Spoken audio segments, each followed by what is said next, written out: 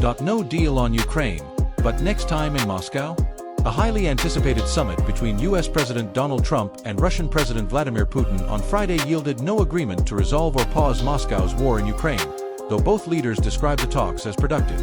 During a brief appearance before the media following the nearly 3-hour meeting in Alaska, the two leaders said they had made progress on unspecified issues. But they offered no details and took no questions, with the normally loquacious Trump ignoring shouted questions from reporters.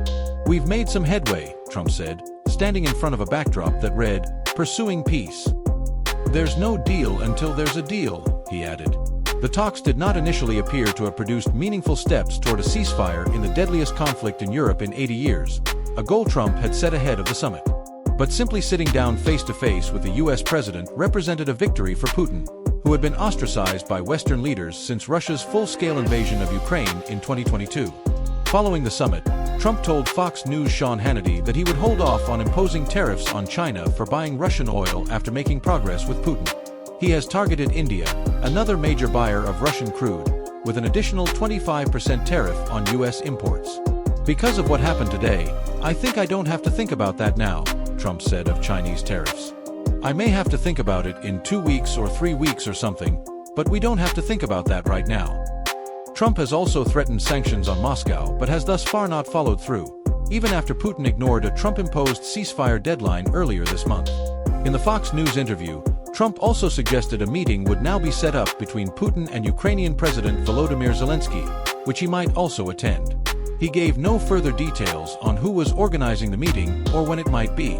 Putin made no mention of meeting Zelensky when speaking to reporters earlier. He said he expected Ukraine and its European allies to accept the results of the US-Russia negotiation constructively and not try to disrupt the emerging progress. He also repeated Moscow's long-held position that what Russia claims to be the root causes of the conflict must be eliminated to reach a long-term peace, a sign he remains resistant to a ceasefire. There was no immediate reaction from Kiev to the summit, the first meeting between Putin and a US president since the war began. When asked by Hannity what he would advise Zelensky, Trump said, "Gotta make a deal." "Look, Russia is a very big power, and they're not," Trump added. "The war has killed or injured well over 1 million people from both sides, including thousands of mostly Ukrainian civilians, according to analysts. Zelensky has ruled out formally handing Moscow any territory and is also seeking a security guarantee backed by the United States." Trump said he would call Zelensky and NATO leaders to update them on the Alaska talks. As the two leaders were talking, the war raged on, with most eastern Ukrainian regions under air raid alerts. Governors of Russia's Rostov and Bryansk regions reported that some of their territories were under Ukrainian drone attacks. Ukraine's opposition lawmaker Oleksiy Honcharenko said on the Telegram messaging app, "It seems Putin has bought himself more time. No ceasefire or de-escalation has been agreed upon." The anticlimactic end to the closely watched summit was in stark contrast to the pomp and circumstance with which it began. When Putin arrived at an Air Force base in Alaska, a red carpet awaited him, where Trump greeted Putin warmly as US military aircraft flew overhead.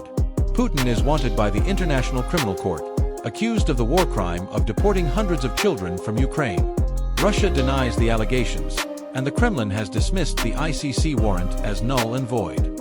Russia and the United States are not members of the court. The day before the summit, Putin held out the prospect of something Trump wants, a new nuclear arms control agreement to replace the last surviving one, which is due to expire in February. It was unclear if the issue was discussed on Friday.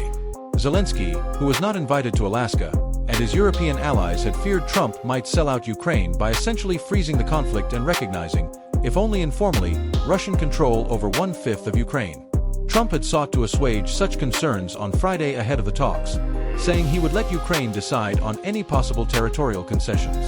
"I'm not here to negotiate for Ukraine, I'm here to get them at a table," he said. Asked what would make the meeting a success, he told reporters, "I want to see a ceasefire rapidly. I'm not going to be happy if it's not today. I want the killing to stop." The meeting also included U.S. Secretary of State Marco Rubio, Trump's special envoy to Russia, Steve Witkoff, Russian foreign policy aide Yuri Ushakov, and Foreign Minister Sergei Lavrov. Trump, who said during his presidential campaign that he would end the Ukraine war within 24 hours, conceded on Thursday that it had proven a tougher task than he had expected. He had said if Friday's talks went well, quickly arranging a second, three-way summit with Zelensky would be more important than his encounter with Putin. Trump ended his remarks on Friday by telling Putin, "I'd like to thank you very much, and we'll speak to you very soon and probably see you again very soon." "Next time in Moscow," Putin responded. Trump said he might get a little heat on that one, but that he could possibly see it happening. Zelensky said ahead of Friday's summit that the meeting should open the way for a just peace and three-way talks that included him, but added that Russia was continuing to wage war. "It's time to end the war, and the necessary steps must be taken by Russia. We are counting on America," Zelensky wrote on Telegram.